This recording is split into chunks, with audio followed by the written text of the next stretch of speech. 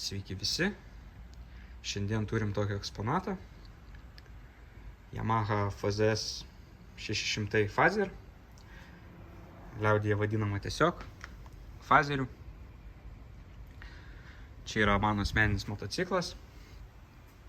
Ruošiuosi kelioniai, todėl pradėjau daryti tokį kaip ir aptarnavimą.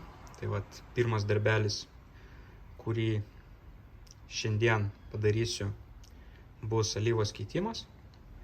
Tai nufilmuosiu, parodysiu, kaip viskas darosi ir, aišku, papasakosiu apie patį motociklą šiek tiek.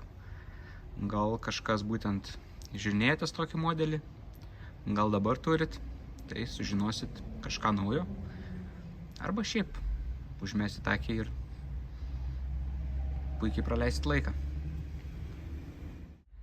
Būtent šitas modelis yra 2002 metų. Šitie Fazeriai ėjo nuo 98 iki beros 2003 metų. 2003 gale juos pakeitė FZ6 su įpurškimu jau. Čia yra karburatoriai. Šiaip motociklas daugiau negu 20 metų, bet jo būklė tikrai yra, galim sakyti, nepriekaištinga.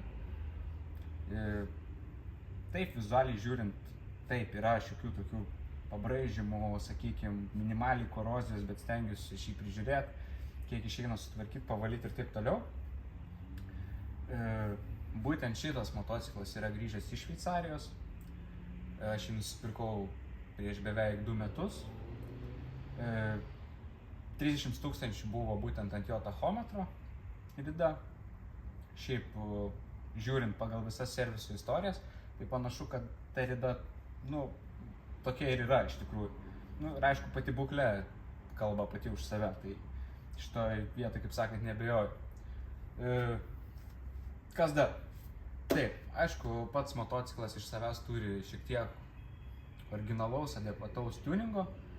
Tai yra čia uždėtas mano paties originalus Fazerio belipenas, plugas, kitaip sakant. Yra originalūs Yamaha Motosport slideriai, kurių pusmetį ieškojau abiejų, niekur neradau. Turim originalų sportinį windshieldą ir turim dominatorius išmetimą. To galėsiu parodyti, kai reikės pašildyti variklį, kaip jisai skamba. Nuo ką? Dabar kimbam prie darbų ir parodysiu, kaip keičiasi alyva. Žiūrėjom. Šiuo atveju man prieiti prie alyvos filtro ir apskritai prie išleidimo varžto yra daug sudėtingiau. Pirmiausia, turėsiu nusiimti plastikus ir sliderius. O tie, kas turit originalų modelį, be jokio tuningo ir be fairingų šitų, tai daug paprasčiau šitą dalyką padaryti yra. Todėl pirmiausia, aš pradėsiu nuo plastikų nusiėmimo. Pirmiausia, atsisukom visus sliderius ir kitus varžtelius.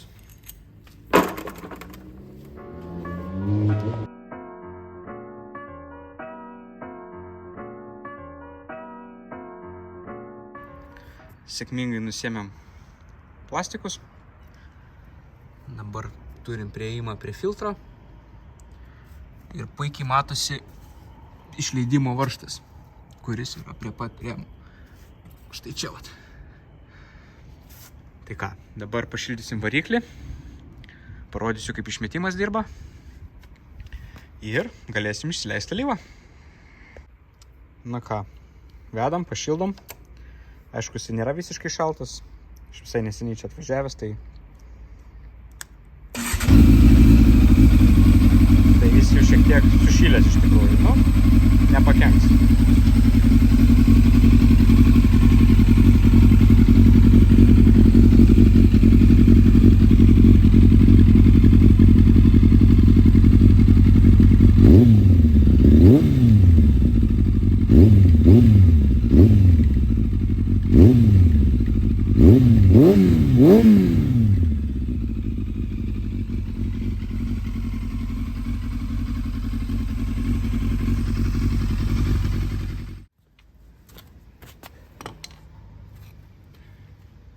kad pasidaryti šitą darbą mums reikės 17 rakto. Idealiausia, aišku, būtų terkšlinis. Priėjimas yra varžtas prie pat rėmo ganėtinai sudėtinga. Nerekomenduoju didelės terkšlės, nes reikės tada kryžmės. Taip pat filtro atsukimui reikės juostinio rakto. Gali būti, kad pas jūs filtras jau turi tokią kaip veržlę. Pavyzdžiui, Cayenne'as iš karto turi, tai jums tada daug paprasčiau visą šitą dalyką padaryti bus. Nu ir aišku, apsiplovimui riebalų ploviklis, pasivalyti ir taip toliau. Nu ką, parodysiu, kaip atsisukt tą varžtą.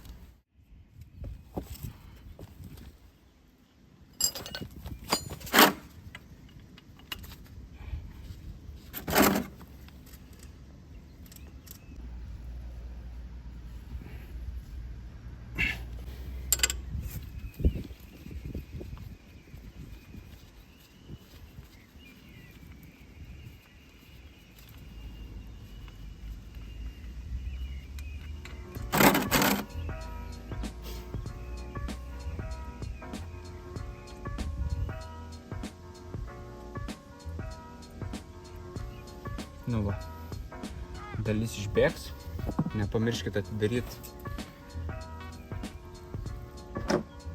užpilimo dangtelio ir atmosferos slėgis jums padės, kad ta alyva išbėgtų greičiau.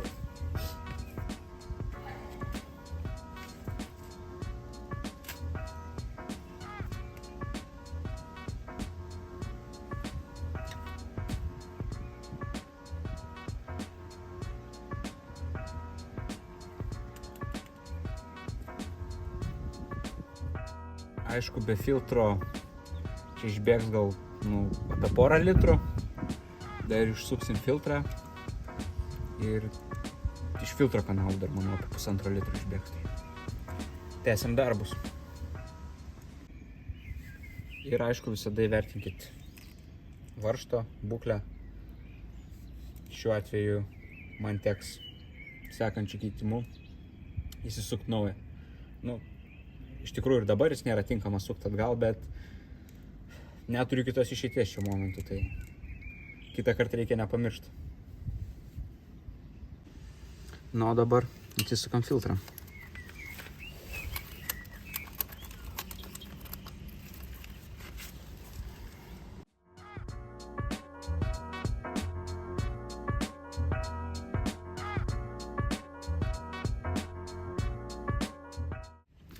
Kapsi paskutiniai lašai, alyvos, senos. Tai kol išbėgs viskas, galim pakalbėti šiaip apie alyvas. Nesu prisirišęs prie kažkokio vieno tai brendo. Ir išvis šitas motociklas, realiai jam daugiau negu 20 metų. Tuo metu, kai jisai išėjo, tai rinkoje manau, kad buvo mineralai arba pusiau mineralai. Ta prasme, ten jokių sintetikų net nebuvo kalbos. Jeigu ir buvo, tai, ta prasme, niekas jų nepylė. Tai aš šiaip esu daug ką išbandęs.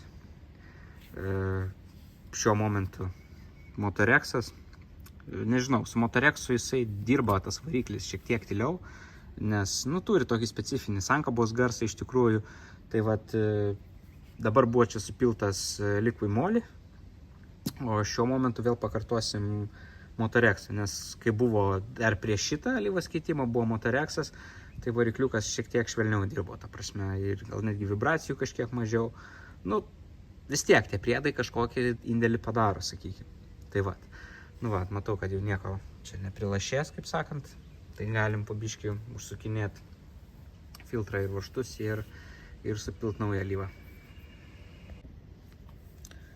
Hebra, naujo filtro O-ringo sutepimas. Kaip darot? Su sena alyva ar su nauja?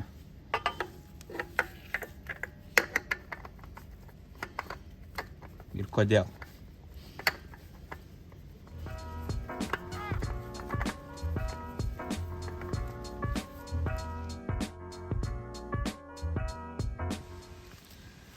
Dėl to Cayenne'o, kaip ir minėjau, filtriuko, tai vat didžiausias privalumas, kad jisai turi veržlę ir nereikia juostinių filtrų priveržinėti. Šiaip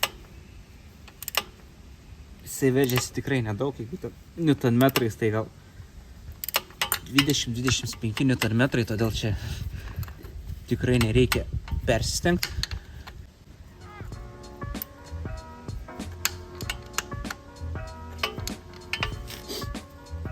Pasižiūrėsim, jeigu bėgs biškį daveršim. Nu ir aišku, dabar užsisukam varžtą, kurį teoriškai aš dabar turėčiau pakeisti, bet jo neturiu, tai rizikuosim. Taip sakant, kas nerizikuoja, tas negeria šampano. Na ir aišku, nepamirštam naujos varinės poveržlės.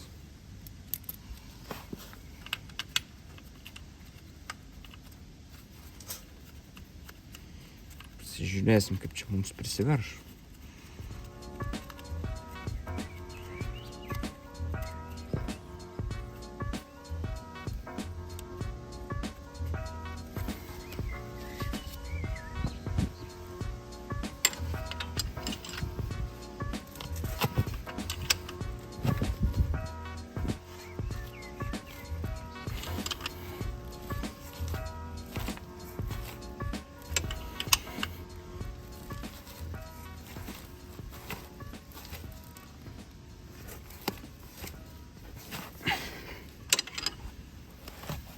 Aišku, būtų geriausia atsinešti dinamometrinį raktą ir pasitikrinti, bet bėda ta, kad su dinamometriniu raktu aš čia neprieisiu. Tai patarimas iš mano pusės, tuos mazgus, ant kurių pateko senos alyvos, apsiplauti brake cleaneriu, kad matytumėt, ar šviežia alyva kur nors nebėga. Nu, tarkim, per filtrą arba per tą patį išleidimo varžtą.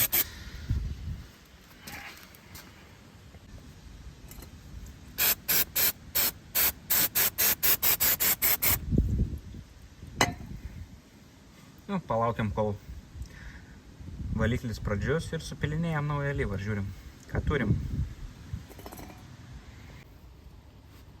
Pilam naują alyvą.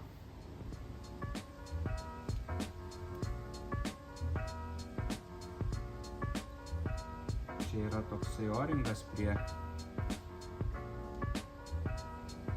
užpildymų, jo nepamesti.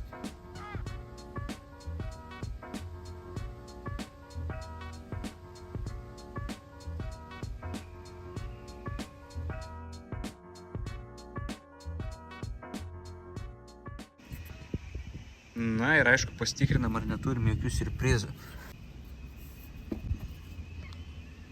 Filtras sausas, dėmė ten nuo brake cleanerio likusi. Ir išleidimo varžtas taip pat sausas. Ir reiškia viskas ok. Galim supilinėti likusi tepalą. Tiksliau alyvą.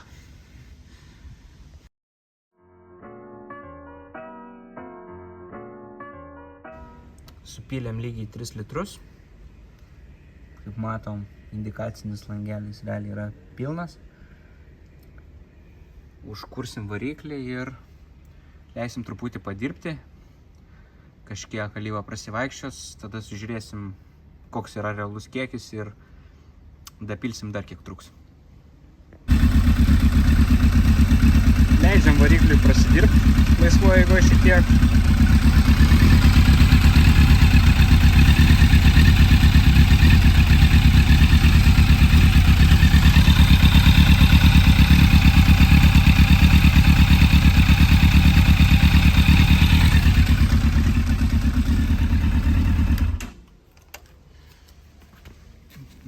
Užgesinam. Žiūrim, kiek šitos mūsų alyvos į karterį grįž. Matom, kad realiai visai nedaug trūksta. Turėtų būti tarp šitų dviejų taškų.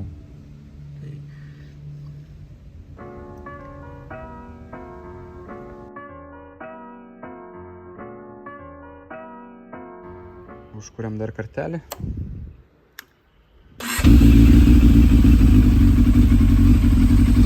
Žiūrim, kaip dirba variklis.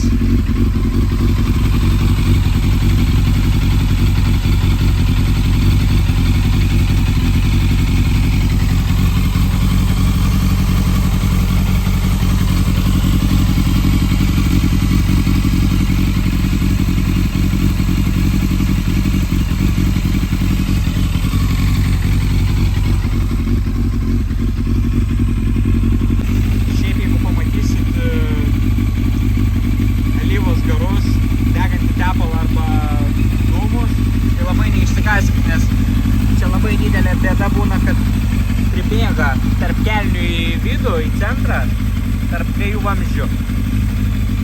Ir ta lyva po to užkūrus išdega, tai čia viskas normalu, žinau.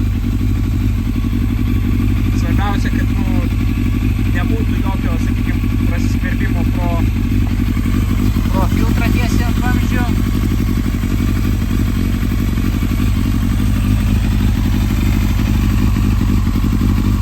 Per varžtą neleidžia. Kaip ir viską padarė. Dabar, aišku, negalim visko surinkti iš karto atgal, kadangi kolektorius karštas, išmetimo vamzdžiai karšti. Tai per tą laiką aš jums parodysiu vieną įdomų dalyką su šito motociklu. Tas įdomus dalykas yra jo daiktadėžė.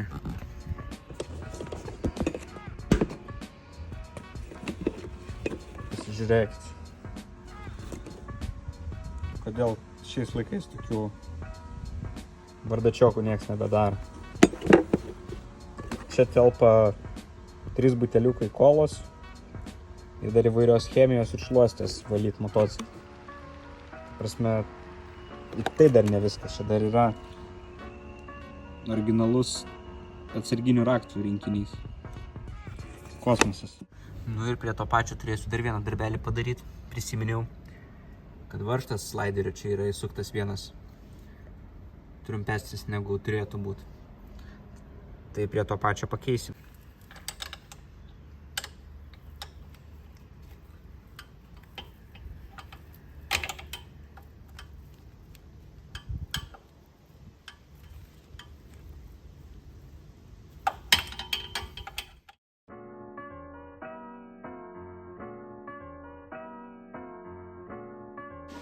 Vat ir jeigu sulyginsim,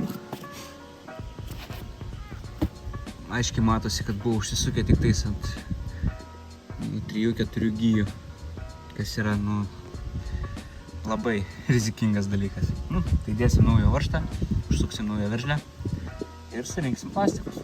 Tai bus viskas. Žiūrėjom.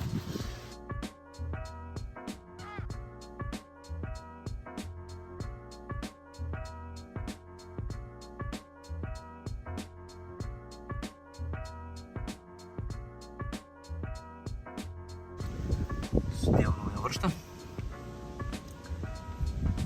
Dabar beliko užmest plastikus ir šiandienai bus viskas.